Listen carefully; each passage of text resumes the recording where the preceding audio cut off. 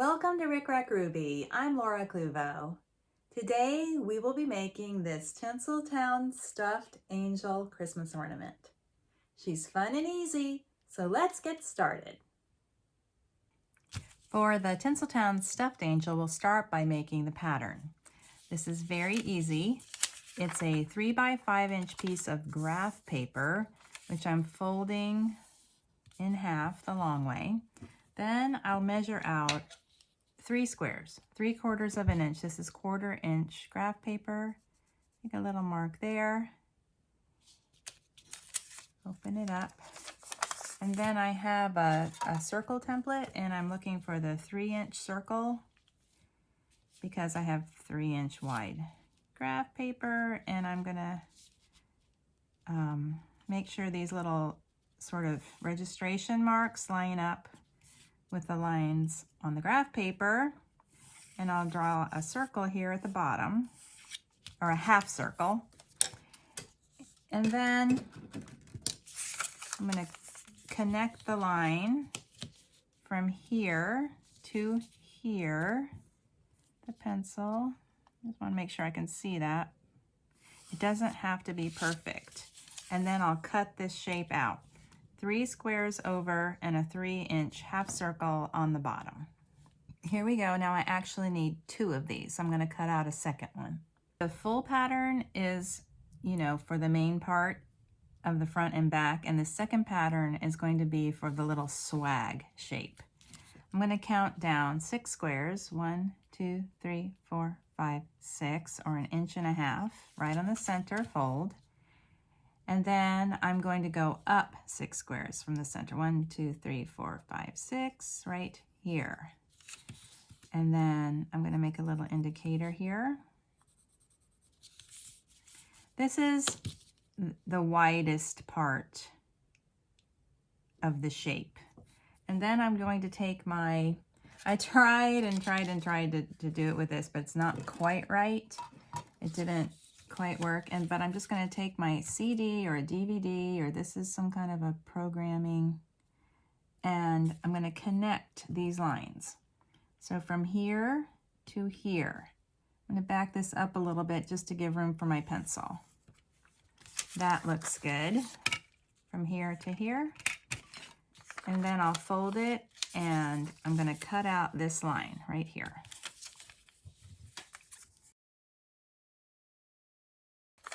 There we go. And now this part is for my applique. It should sit right like that. So it's really fun to decide on which fabric you want for the background and which one for the applique, but you really want something with a strong contrast. Now both of these pieces I've traced and cut from an index card because I like to be able to trace these, and it's a little bit easier if you have an index card. For the front of the angel, I have fused some mid-weight fusible interfacing scraps to the back of my main fabric. And I just traced the pattern, and now I've started cutting them out. And this will be the front of the angel. For the back of the angel, I'm just going to use plain fabric. I don't need to have an interface. So for each angel, the front is interfaced and the back is just plain fabric. Now for the applique, which is this piece, we're going to use a paper-backed fusible web, like a Wonder Under or one of those products. So I'm going to trace this shape onto the paper part of the Wonder Under. This is the stuff I'm talking about. It has different brands and different names, but I think you know what I mean. It has paper on one side. So I'm going to trace this. I'll probably make a few of them, but not cut it out. And then I'll fuse it onto the wrong side of the applique fabric. And then I'll cut that out.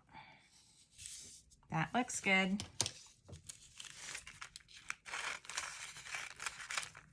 So I'll fuse this onto the wrong side of my applique fabric. I'm using this sort of a sprinkle print on red, and I'm going to cut this out right on the line. like that, and then I'll peel off the paper backing. Sometimes this is the hardest part. Oh, there it is. It's easy. This one I got. And I'll gently, I want to make sure that the fusible is the left on the fabric side and doesn't come up with the paper like that. And then I'm making sure that this is the front. I'm going to line this up here and I'm going to press it so that it sticks.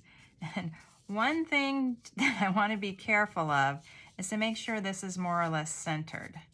I started making this one and it wound up being a little off center. So I'm going to be a little bit more careful this time.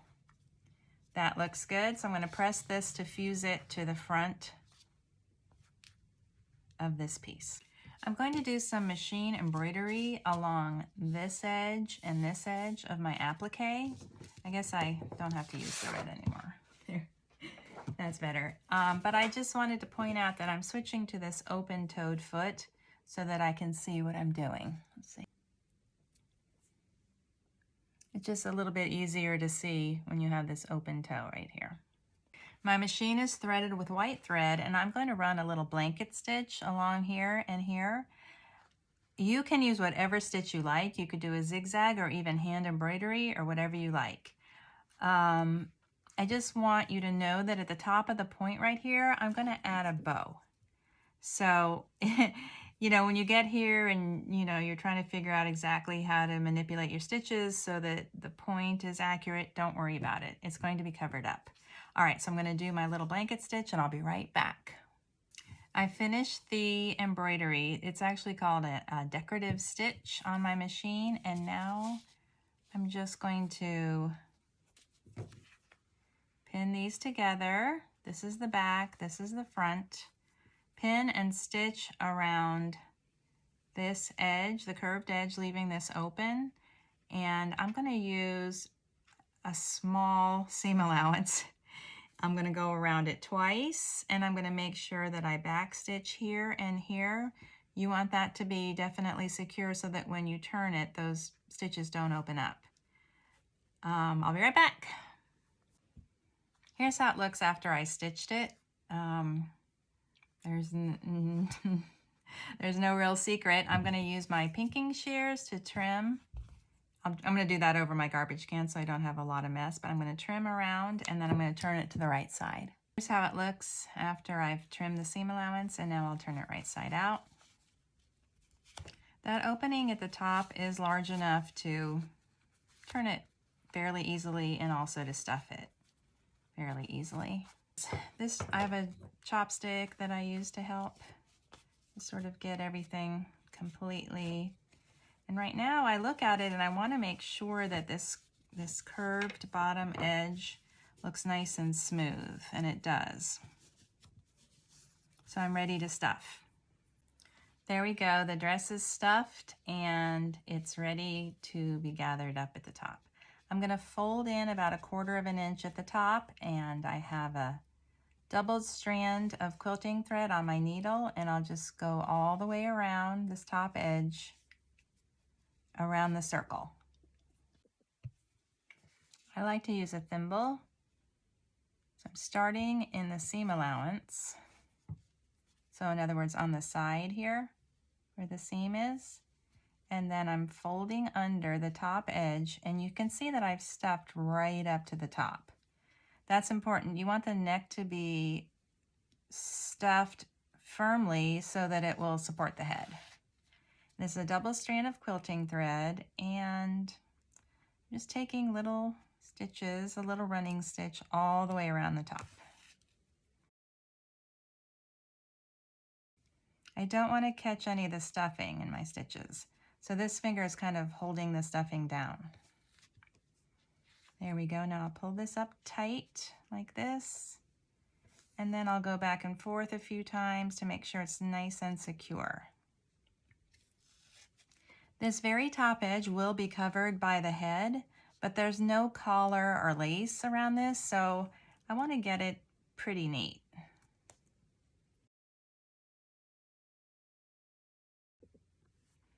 To tie off my thread at the end, I'll just send the thread out through the back and do a little French knot. Maybe I'll just wrap 2 times. And then sort of create that little knot on the back and pop it through. Boop, there it is. Now it's invisible, it's inside, and I'll just trim out like that. I have already prepared some faces. These are 1-inch ball knobs, 1-inch wooden ball knobs, and you can find the instructions for the face in my Focus on Faces video. I'll apply some hot glue to the bottom, and I'm going to be very careful not to let the glue come close to the edge of this flat side because I don't want it to squeeze out. Then I'm just going to place it on the top of this dress and kind of hold it until I know that that glue is secure. There we go, that looks good. Now let's add the hair. For the hair, I have a 4x6-inch index card, which I am folding in half, matching the short sides, like that. So then I'm going to wrap it this way, which is the long way. I'm using 2 different kinds of yarn. So I have this one, which is a fuzzy yarn, and this one, which is a thin loopy yarn, and I'm just going to treat them as one and wrap around this folded card all the way across and back with both strands. Here's how the card looks. Now I'm going to stitch across the center here with white thread. I sewed across the center of the card 3 times. 1, 2, 3. More perforations makes it easier to remove the card. So now I'm reaching inside and I'm sort of pulling out the card from both sides. Easy. It's just a little bit easier when you go back and forth 3 times. Now this is going to become her hair. I'm calling this the wig, and it's going to go around like this. You see how the line goes around like that, and then pull up into a top knot. So the first thing I'm going to do is apply some glue from her ear across the top down to her other ear, kind of like where a hairband would go. See, it's like a headband except it has a slight angle. Then I'm going to press the seam of the hair of the wig into that glue. I still have extra here at the back. Then I'm going to check quickly just to make sure it's not, crooked or something. That looks pretty good. Now I'm going to finish this by adding the glue around the back of the neck. And I'm going to press these 2 remaining ends into that glue. There we go. That looks good. Wow, this is a lot of hair. Maybe I should have wrapped fewer times. This will be a very full hairstyle. All right, so I'm drawing it up like this, and then I'm going to get a double strand of quilting thread and I'm going to tie it off. I do this with a double strand of quilting thread, and I'm going to wrap it very securely here, and I'm going to tie it in a nice knot. You notice I have a needle on this too. Nice and tight. That was so tight, I think it pulled up and it's revealing some of the glue now. No, it looks okay. And then I'm going to use my needle and go back and forth a few times. Just want to make sure that the actual thread right there is not going to pull up and off the hair. If that makes sense. And then I'll tie it again. This is a nice long piece of doubled quilting thread.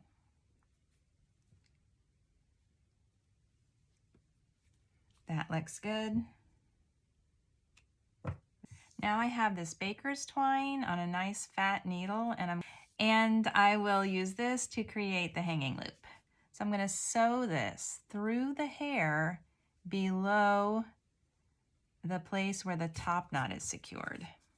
This baker's twine is a little bit thicker than some other baker's twine, and I just thought it would be fun because it's going to, I don't know, it's just going to show a little bit better than a thinner baker's twine, and I don't know, I kind of like the way that looks.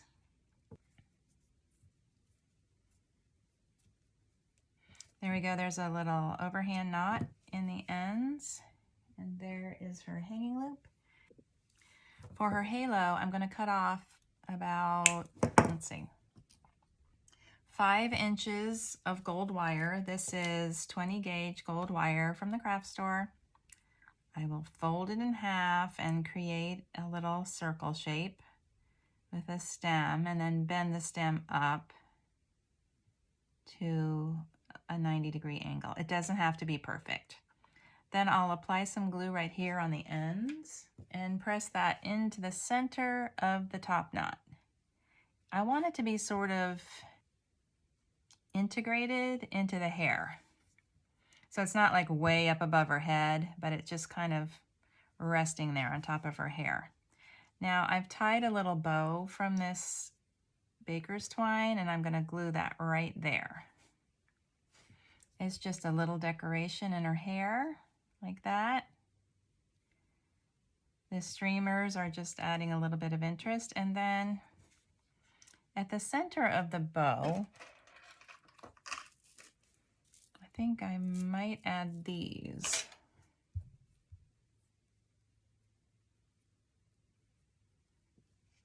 What do you think? Pretty cute, right? Okay, I'll do that. Or I could do a flower. I've done a flower too. I tell you what. I'll start with this white bow. I'm going to add the white bow right there at the peak of this applique. Not too much glue. Right there. And then I'll get a white flower or the red holly berries, and we'll see which one we prefer. I have a couple of options for finishing. I even pulled out one of these. It's a glitter holly sticker, but I think that's a little too busy.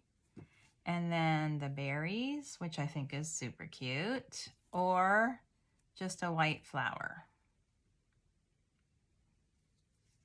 But I think I'm going to go with the berries. So this is just some little holly berry pips, and I twisted them together. And I'm going to add some glue to the end of the wires there. Just kind of press it in right above the center of the bow. There we go. That's cute. And then for the wings, I have a couple of options. We have this sort of a striped paper, which is really cute, right? Or a solid red. You know, solid red has been my default lately because I just know you can, I'm standing up now, can you tell from the audio? I just know you can always find this red, solid red cardstock, and I have no idea where this one came from. And so I kind of hesitate to use anything that I'm not sure of the source. What do you think? There's the stripe, and there's the solid. I kind of like the stripe. What do you think? Well, I already made one with the solid. So this one has the white flower and the solid wing. So I think just to make this one different, we'll do the berries and the striped wings. So I'm going to add a little bit of hot glue right here. And I'm going to press the back of the head into that glue. And she is done. If I went too fast during the hair process and you've never seen it before, I do have a video called Ruby's Hair Technique. So you can check that out. And then for the wings, I have a Focus on Wings video that describes all the different ways that you can create wings from scrapbook paper or cardstock. Thank you for watching my tutorial.